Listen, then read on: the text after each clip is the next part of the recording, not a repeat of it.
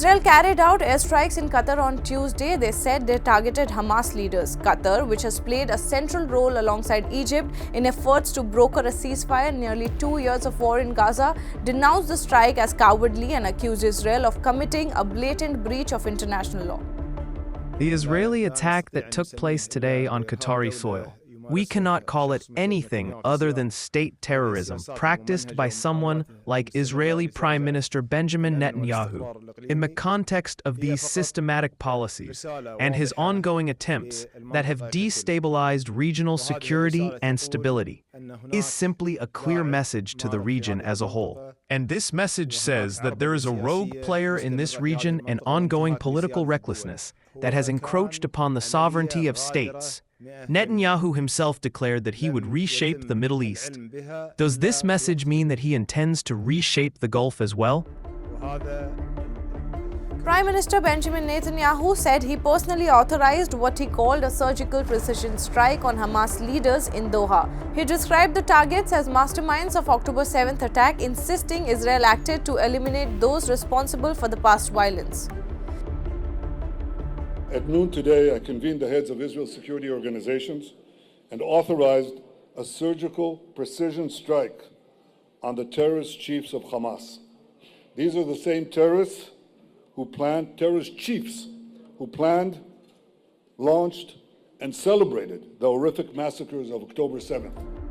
Qatar's Prime Minister rejected Netanyahu's justification, calling the strike a 100% treacherous act carried out without warning. He dismissed Israel's claims as false, accusing Netanyahu of spreading lies to cover up an attack that violated Qatar's sovereignty. The attack was a 100% treacherous act. It was not known until the moment it occurred. All the information being circulated today, whether rumors or lies woven by Mr. Netanyahu, is false. According to officials, Israeli warplanes struck on a compound in Doha on Tuesday, aiming to eliminate senior Hamas figure. Hamas confirmed 5 members were killed, including son of Khalil al-Hayya, the group's exiled Gaza chief. The strike was unprecedented. Israel never hit targets inside Qatar, a US ally and host of America's largest military base in the Middle East. Within hours, President Trump released a statement on Truth Social, distancing himself from the operation. This was a decision made by Prime Minister Netanyahu.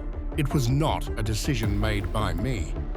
Unilaterally bombing inside Qatar, a sovereign nation and close ally of the United States, that is working very hard and bravely taking risks with us to broker peace, does not advance Israel or America's goals.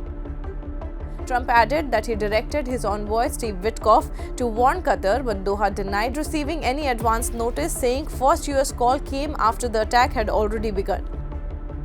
The attack happened at 3:46 p.m. Qatar time. The first call we had from an American official was at 3:56 p.m., which is 10 minutes after the attack. After that, President Trump had spoken with His Highness the Emir.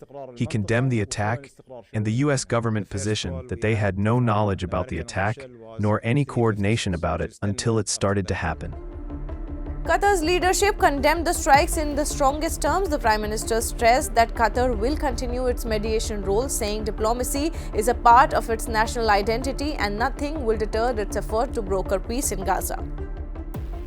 Mediation in Qatari diplomacy is part of its identity, and it will continue, and nothing will deter us from persisting in this role across the various issues around us in the region, in order to achieve the stability of the region and ultimately the stability of our peoples. In Washington, President Trump said he was not thrilled about Israel's strike in Qatar, calling it a bad situation handled poorly. He stressed that US wants the hostages freed, but admitted that he was deeply unhappy with how the attack unfolded. I'm not thrilled about the whole situation. It's not a good situation. But I will say this, we want the hostages back, but we are not thrilled about the way that went down today. I'm never surprised by anything, especially when it comes to the Middle East.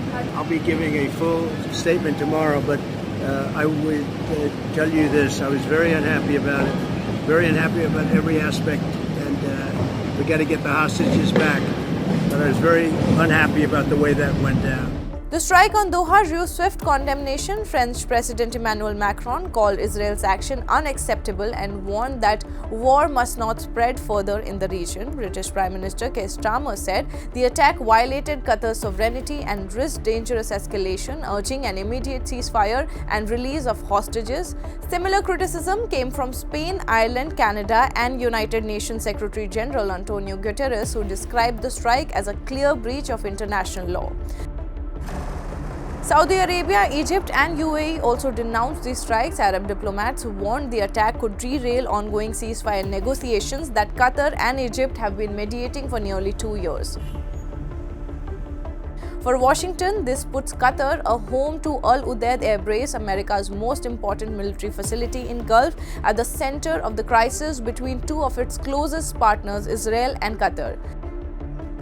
Since October 2023, Israel's assault on Gaza has killed tens and thousands of people and displaced the entire population. Israel insists its campaign is in self-defense after Hamas killed 1,200 people and kidnapped more than 250 during its October 2023 attack. Over the past year, Israel has also struck targets in Lebanon, Syria, Yemen and Iran, but hitting inside Qatar marks a new and a highly risky front.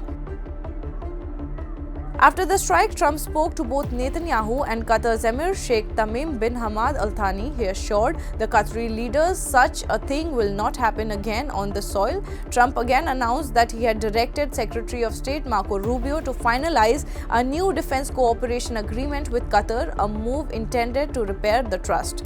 This concludes our report. We'll continue monitoring the developments as US navigates its relationship with both Israel and Qatar. Stay tuned to Money Control for latest global updates. Thank you for watching. Welcome to Money Control, your ultimate destination in the ever-evolving world of finance, business, markets, policy and technology.